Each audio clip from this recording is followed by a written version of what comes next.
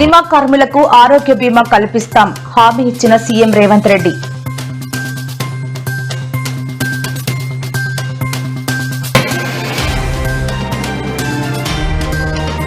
మేం డ్రగ్స్ వద్దు బ్రో అంటుంటే వైసీపీ కావాలి బ్రో అంటుంది అంటూ హోంమంత్రి అనిత సంచలన వ్యాఖ్యలు.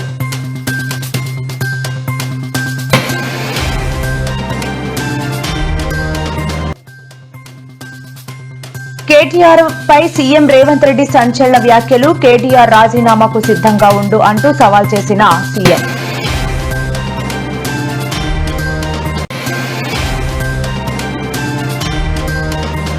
రెండు 2024లో మళ్లీ వైఎస్ జగన్ ప్రజా సంకల్ప పాదయాత్ర జరుగుతుంది. సంచలన ప్రకటన చేసిన మాజీ మంత్రి పెర్ని నాని.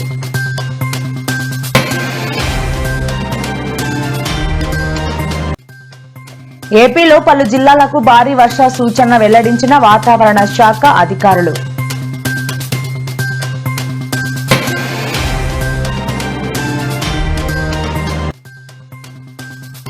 నేడు విద్యార్థి విభాగం నేతలతో వైఎస్ జగన్ భేటీ. విద్యార్థుల సమస్యలపై వైఎస్ జగన్ ఆరా.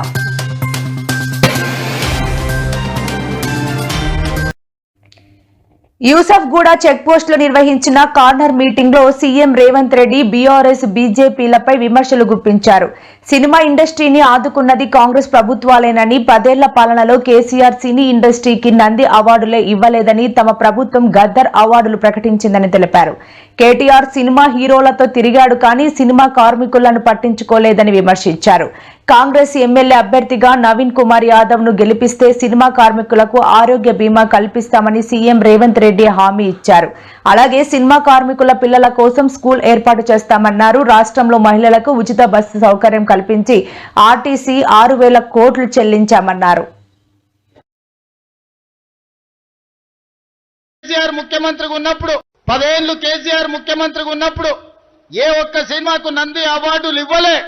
కానీ కాంగ్రెస్ ప్రభుత్వం అధికారులకు వచ్చిన వెంటనే తెలంగాణ గుండె చప్పుడు, తెలంగాణ యుద్ధ నౌక గద్దర్ అన్న పేరు మీద గద్దర్ అవార్డులను ఇవాళ తెలంగాణ రాష్ట్ర ప్రభుత్వం ఇచ్చింది.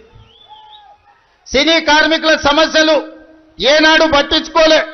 కృష్ణానగర్ అండర్ గ్రౌండ్ డ్రైనేజ్ గురించి ఏనాడు మాట్లాడలే.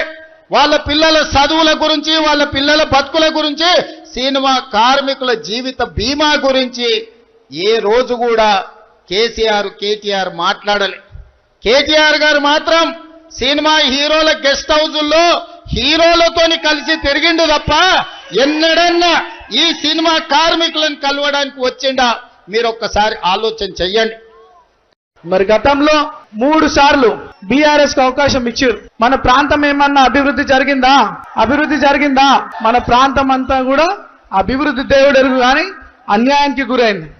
ఏ రోజు కూడా మీరందరూ అవకాశం ఇచ్చారు కానీ ఈ గల్లీలలో ఒక ఎమ్మెల్యే రాలే, ఒక మంత్రి రాలే, మన సమస్యలు పట్టించుకోలే. సమస్యల మీద ఎవరైనా పోతే వాళ్ళ ముఖాన పేపర్లు కొట్టి గౌరవం కూడా ఇచ్చేటోళ్ళు కాదు. ఈ రోజు ఒక చీఫ్ మినిస్టర్ గా మన మధ్యలోకి రాలే అన్న, ఒక కామన్ మ్యాన్ గా మన మధ్యలోకి వచ్చి మన బస్తీలల్లా గల్లీలల్లా ఒక కామన్ మ్యాన్ లెక్క 4-5 రోజుల నుండి మన రేవంత్ అన్న తిరుగుతున్నాడు అంటే అర్థం చేసుకోవాలి.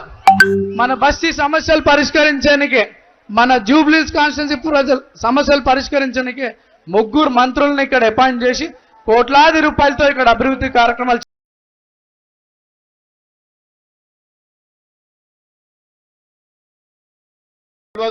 ఆయన కింగ్ అవుతాడంట. బొంగేం కాదు. డిపాజిట్ తెచ్చుకుంటావా కిషన్ రెడ్డి జూబ్లీస్ అని నేను అడుగుతున్నా.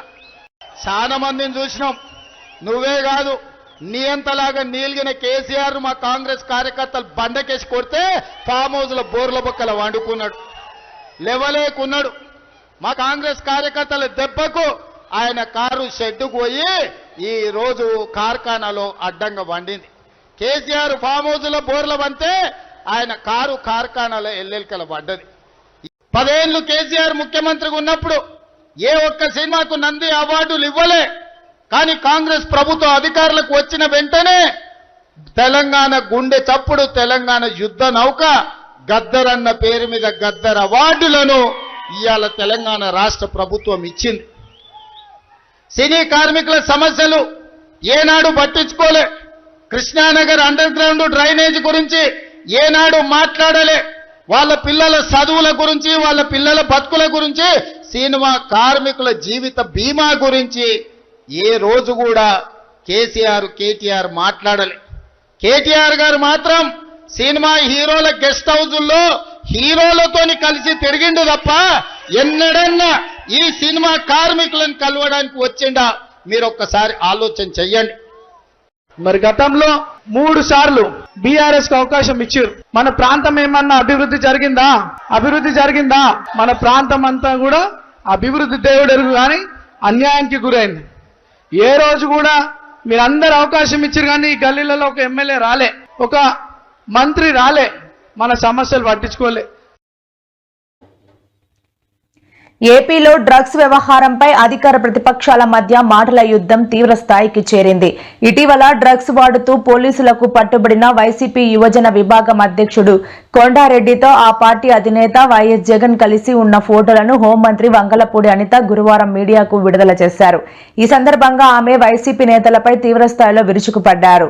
కూటమి ప్రభుత్వం డ్రగ్స్ వద్దు బ్రో అంటూ యువతను కాపాడే ప్రయత్నం చేస్తుంటే వైసీపీ నేతలు మాత్రం డ్రగ్స్ కావాలి బ్రో అన్నట్లుగా ప్రవర్తిస్తున్నారు అని హోంమంత్రి అనిత మండిపడ్డారు. తప్పు ఎవరు చేసినా ఏ పార్టీకి చెందిన వారైనా ఉపేక్షించేది లేదని హోంమంత్రి అనిత స్పష్టం చేశారు. భవిష్యత్తును ఏదైతే డ్రగ్స్ గంజాయి నాశనం చేస్తున్నాయో అటువంటి గంజా డ్రగ్స్ ని సమూలంగా నాశనం చేయాలి. ఎట్టి పరిస్థితుల్లోనే ఆంధ్రప్రదేశ్ భవిష్యత్తు ఈ యువతరం మీదే ఉంది. యువతరాన్ని రక్షించుకుంటేనే రేపు భవిష్యత్తుని రక్షించుకోగలుగుతామని పూర్తిగా నమ్మిన వ్యక్తులుగా ఈ సంవత్సరంన్నర నుంచి ప్రత్యేకమైన దృష్టి పెట్టి యువతలోని వాళ్ళ భవిష్యత్తు మీద ఆశలు కలిగించడానికి ఎంతో మంది తల్లిదండ్రులు ఒక పూట తిని ఒక పూట తినక చదివించుకొని పిల్లల భవిష్యత్తు బాగుంటది అని నమ్మిన తల్లిదండ్రులకు ఒక భరోసా కల్పించడానికి, ఒక ధైర్యం కల్పించడానికి ఈ రోజు ఎన్డీఏ కూటమి ముందుకెళ్తూ పనిచేస్తున్న సందర్భం కూడా మీ అందరికీ తెలుసు. దానిలోంచి పుట్టుకొచ్చిందే ఈగల్ వ్యవస్థ.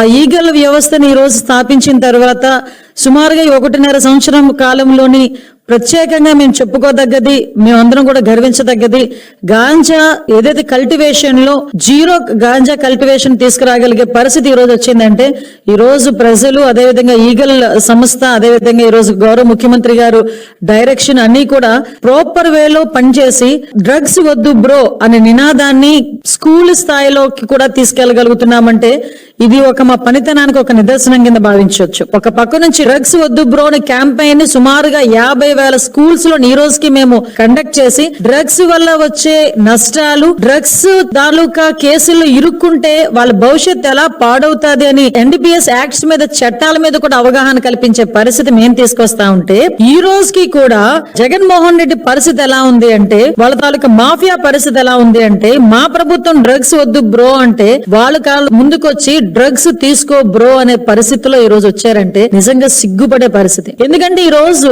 ఒక యువత భవిష్యత్తు గురించి మాట్లాడే అర్హత లేని వ్యక్తి జగన్మోహన్ రెడ్డి వాళ్ళ విద్యార్థి విభాగాన్ని కొంతమందిని యువతిని కలిసి ఈ రోజు కూర్చోబెట్టి ఒక ట్రైనింగ్ ప్రోగ్రామ్ ఏదో పెట్టాడంట. అసలు ఆ ట్రైనింగ్ పెట్టేదానికి నీకు అసలు అర్హత ఉందా నేను జగన్మోహన్ రెడ్డిని అడుగుతున్నా. ఎందుకంటే నీ విద్యార్థి విభాగం నాయకుడు కొండారెడ్డి వైజాగ్ లో ఏయూలో ఎంబీఏ చేస్తూ ఈ డ్రగ్స్ ని దాందాగా చేస్తూ మొన్న ఈగల్ కి టాస్క్ ఫోర్స్ డిపార్ట్మెంట్ కి పట్టుబడిన సంగతి జగన్మోహన్ రెడ్డికి తెలియదా? జగన్మోహన్ రెడ్డికి తెలియకుండానే జరిగిందా? అక్కడ కూర్చున్న మీ విద్యార్థి విభాగం నాయకుడు మీ నాయకుల తాలూకా ప్రోద్బలంతో, మీ నాయకుల తాలూకా ప్రోత్సాహకాలతో వాళ్ళకి డ్రగ్స్ లకి బానిసలను చేసి వాళ్ళ జీవితాన్ని ఛిద్రం చేసి నాశనం చేస్తా ఉంటే కూర్చుని వాళ్ళకి పనిష్మెంట్ ఇవ్వడం పోయి వాళ్ళతో కూర్చుని మీటింగ్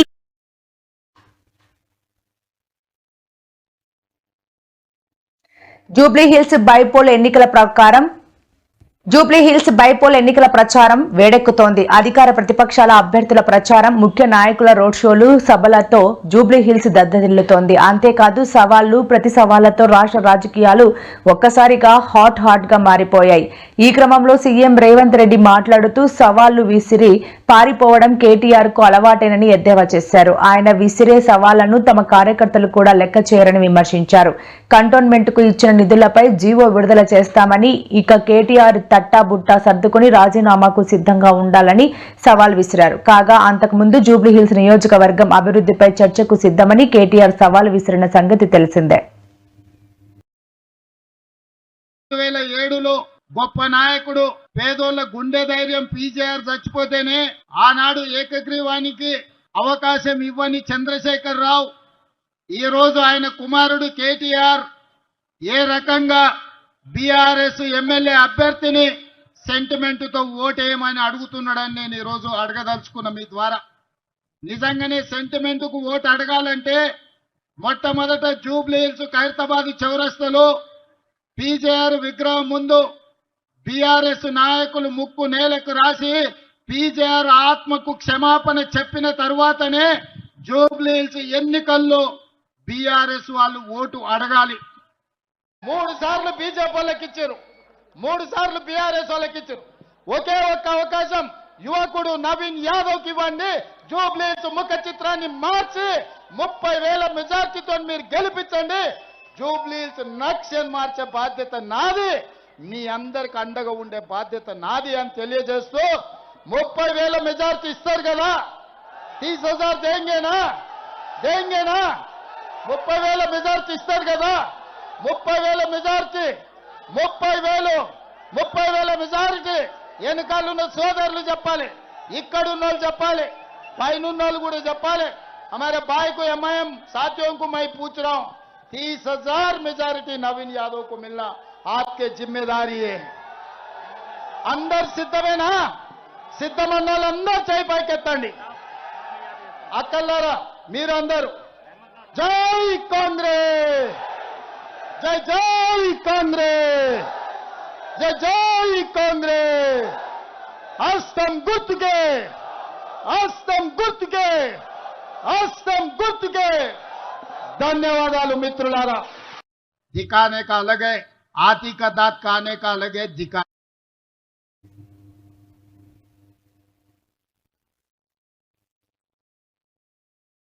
వైఎస్ఆర్సీపీ అధ్యక్షులు మాజీ ముఖ్యమంత్రి వైఎస్ జగన్ చేపట్టిన ప్రజా సంకల్ప పాదయాత్ర దేశ చరిత్రలోనే సువర్ణ అక్షరాలతో లిఖించబడిందని పార్టీ నాయకులు అభిప్రాయపడ్డారు. ప్రజా సంకల్ప పాదయాత్ర మొదలుపెట్టి 8 సంవత్సరాలు పూర్తయిన సందర్భంగా తాడేపల్లిలోని పార్టీ కేంద్ర కార్యాలయంలో పార్టీ కార్యాలయ ఇన్ఛార్జి లెల్లా అప్పిరెడ్డి ఆధ్వర్యంలో పార్టీ నాయకులు కేక్ కట్ చేసి సంబరాలు చేసుకున్నారు. ప్రజా వ్యతిరేక అవినీతి పాలనకు వ్యతిరేకంగా 2027 నుంచి వైఎస్ జగన్ మరోసారి పాదయాత్ర చేస్తారని మాజీ మంత్రి పెర్ని నాని స్పష్టం చేశారు.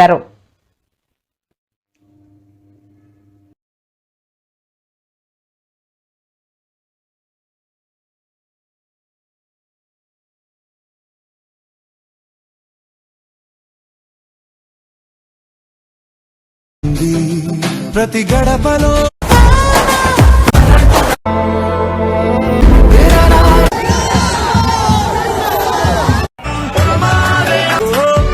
మళ్ళీ 2027 సంవత్సరంలో ప్రజా సంకల్ప యాత్ర మళ్ళీ పునరంకితం అవుతూ రాబోయే 2 సంవత్సరాలు 27 నుంచి 2 సంవత్సరాలు మళ్ళీ నా జిల్లా ప్రోగ్రాములు కూడా మళ్ళీ ఉంటాయి. నా ప్రోగ్రాంతో పాటు చివరిలో నా పాదయాత్ర కూడా ఎట్టగో జరుగుతుంది. బతికితే రాజకీయ నాయకుడు ఎవడైనా సరే అయితే రాజశేఖర రెడ్డి లాగా బతకాలి, లేదా జగన్మోహన్ రెడ్డి లాగా బతకాలి.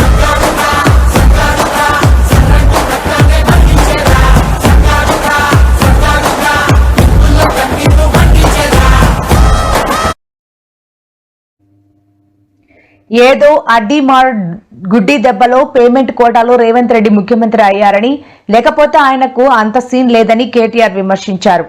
తెలంగాణ రాష్ట్రం కాంగ్రెస్ పార్టీకి రాహుల్ గాంధీకి ఏటీఎం లాగా మారిందని పేర్కొన్నారు. కాంగ్రెస్ పార్టీ జాతీయ స్థాయిలో పోటీ చేసే అన్ని ఎన్నికలకు డబ్బులు ఇక్కడి నుంచే పోతున్నాయని ఆరోపించారు. వేల కోట్ల రూపాయలను ప్రతి నెల ఇక్కడి నుంచే రేవంత్ రెడ్డి పంపిస్తున్నారని, దీనికి కేంద్రంలోని బీజేపీ సర్కార్ సహకరిస్తున్నదని చెప్పారు. కాంగ్రెస్ పార్టీకి తెలంగాణ ఏటీఎంగా మారిందని కేంద్ర హోంమంత్రి అమిత్ షా చెప్పారని గుర్తు చేశారు. కాన్ఫిడెన్స్ ఏంటి? తప్పు చేయలేదు కాబట్టి ఏం పీకలేడు అనేది నా కాన్ఫిడెన్స్. మేము తప్పే చేయనప్పుడు ఇట్లాంటి గొట్టంగాడికి ఎందుకు భయపడతాం? మేము రేవంత్ రెడ్డి అనేవాడు ఇంత మనిషి, చూడడానికి 3 ఫీట్లు కానీ 30 ఫీట్లు ఉన్నట్లు డైలాగులు బిల్డప్. ఇవాళ అడ్డిమారి గుడ్డి దెబ్బలో పేమెంట్ కోటాలో ముఖ్యమంత్రి. అంతకంటే ఆయన ఎక్కువ ఊహించుకున్నాడు అనుకో, అంతకంటే ధీటుగా అంతకంటే ఘాటుగా సమాధానం చెప్పే సత్తా మాకుంది. ఆయన పెట్టే ఫాల్తూ కేసులు తుపేల్ కేసులు నిలుస్తాయని ఆయన అనుకుంటే ఆయనంత పిచ్చోడే వెళ్ళాడు. मैं आज खुल के बोलना चाहता हूं कि भाई हमारे दोस्त तो कह रहे थे कि ये आदमी जो है आज के चीफ मिनिस्टर और तब के पीसीसी सदर, ये आरएसएस अन्ना है जी, आप ही कह रहे थे, मेरा कहना नहीं था। फिर 2 साल आपकी क्या सियासी मजबूरी है नहीं मालूम, पर आज आरएसएस अन्ना के साथ आप काम कर रहे हैं, पहली बात। और दूसरी बात, मेरे भाई असद भाई से मैं पूछना चाहता हूं, भाई एक तरफ शब्बीर अली साहब जाके बिहार में बोल रहे हैं कि आप बीजेपी के बी टीम हो, और दूसरे तरफ यहां आप उनके लिए वोट मांग रहे। बीजेपी के बी टीम के साथ अगर आप काम कर रहे हैं तो आप क्या चीज है? आप बीजेपी के सी टीम है क्या चीज है कांग्रेस यहां पे? इसीलिए मैं पूछना चाहता हूं असद भाई से, जब आप ఆంధ్రప్రదేశ్ రాష్ట్రంలో గత కొద్ది రోజులుగా వర్ష అల్పపీడనాలు వాయుగుండాలతో మోస్తారు నుంచి భారీ వర్షాలు కురుస్తున్నాయి. తాజాగా రాష్ట్రంపై ఏర్పడిన ఉపరితల ఆవర్తనం కారణంగా ఈ రోజు రేపు 9 జిల్లాల్లో మోస్తారు వర్షాలు కురుస్తాయని వాతావరణ శాఖ అధికారులు అంచనా వేశారు. తాజా అంచనా ప్రకారం కృష్ణా, ప్రకాశం, నెల్లూరు, అనంతపురం, సత్యసాయి, కడప, అన్నమయ్య, చిత్తూరు, తిరుపతిలో మోస్తారు నుంచి భారీ వర్షాలు కురవనున్నాయి. అలాగే పలు చోట్ల ఉరుములు, మెరుపులతో కూడిన వర్షాలు కురిసే అవకాశం ఉందని, తెలంగాణలో కూడా క్యూములో నింబస్ మేఘాల ప్రభావంతో తేలికపాటి వర్షాలు కురిసే అవకాశం ఉన్నట్లు వాతావరణ శాఖ అంచనా వేసింది.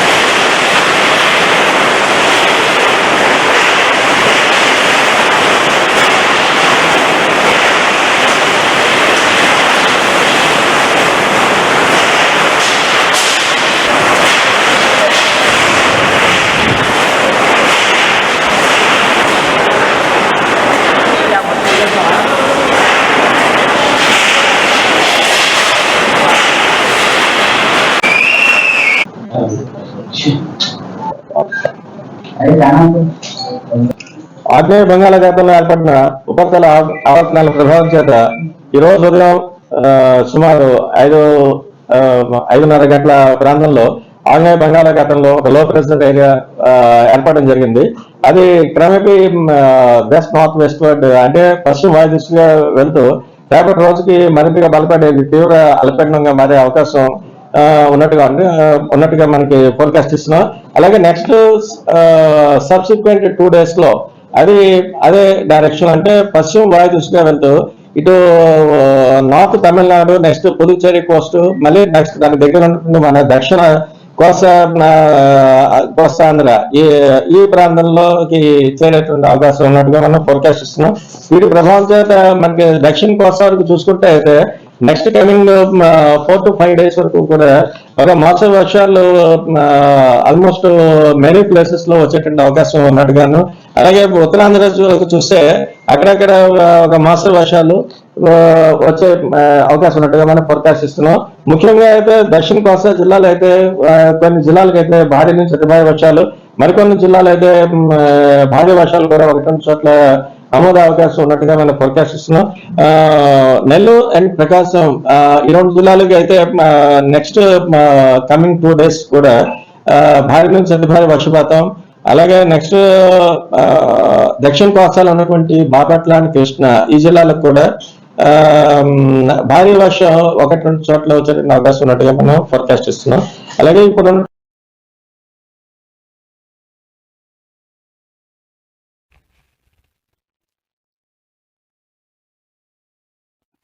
వైఎస్ఆర్సీపీ అధ్యక్షుడు వైఎస్ జగన్ గురువారం పార్టీ విద్యార్థి విభాగం రాష్ట్ర కమిటీ సభ్యులు జిల్లా అసెంబ్లీ నియోజకవర్గాల అధ్యక్షులతో సమావేశమయ్యారు.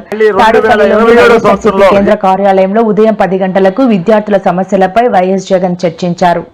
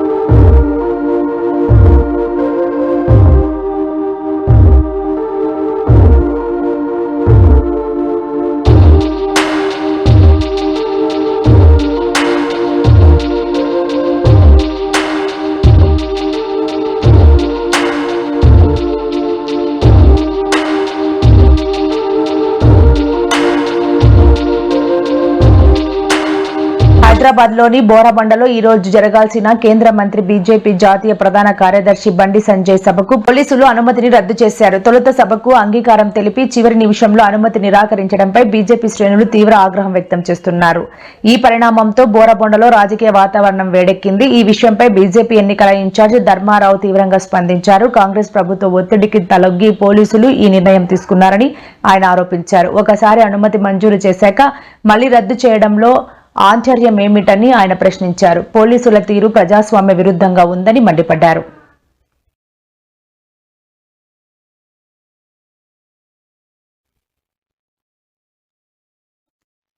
కావలి ఇటీవల మృతి చెందిన తెదేపా సీనియర్ నాయకుడు AP agro industry development corporation chairman Malepatti Subbanaidu కుటుంబాన్ని మంత్రి నారా లోకేష్ పరామర్శించారు. ఆయన చిత్రపటానికి పూలమాల వేసి నివాళులు అర్పించారు. పార్టీ అండగా ఉంటుందని భరోసా ఇచ్చారు. అంతకు ముందు నెల్లూరు జిల్లా కావలి చేరుకున్న లోకేష్ కు ఎమ్మెల్యే వెంకటకృష్ణారెడ్డి పార్టీ నాయకులు ఘన స్వాగతం పలికారు. ముసునూరులో టోల్ ప్లాజా నుంచి దగదర్తి వరకు ర్యాలీగా వెళ్లారు.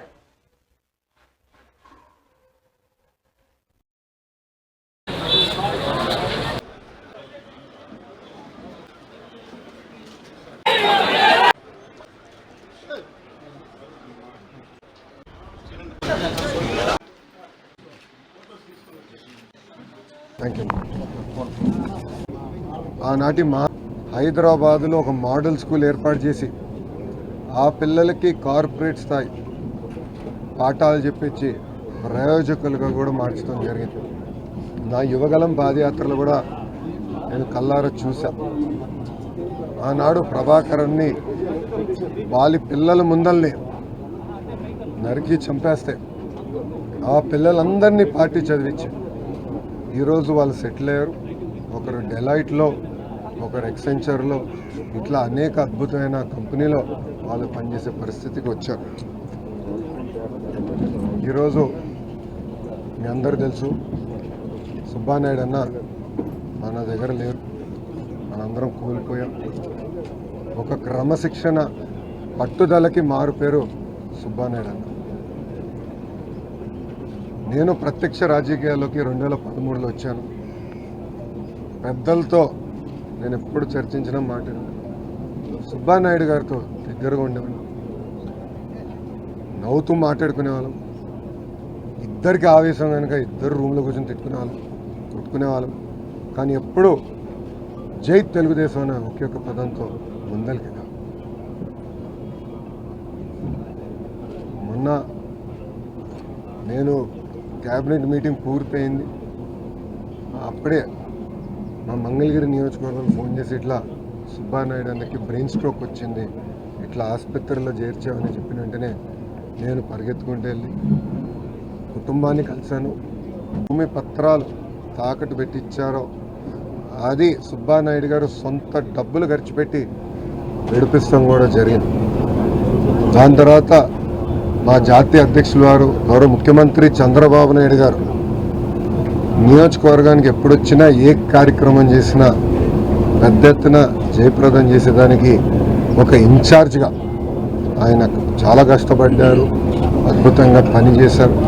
అంతేకాదు, నేను యువగలం పాదయాత్రలో నేను నియోజకవర్గం వచ్చినప్పుడు నాతో 5 రోజులు 3 పూటలు నాతోనే ఉన్నారు, నాతో కలిశారు.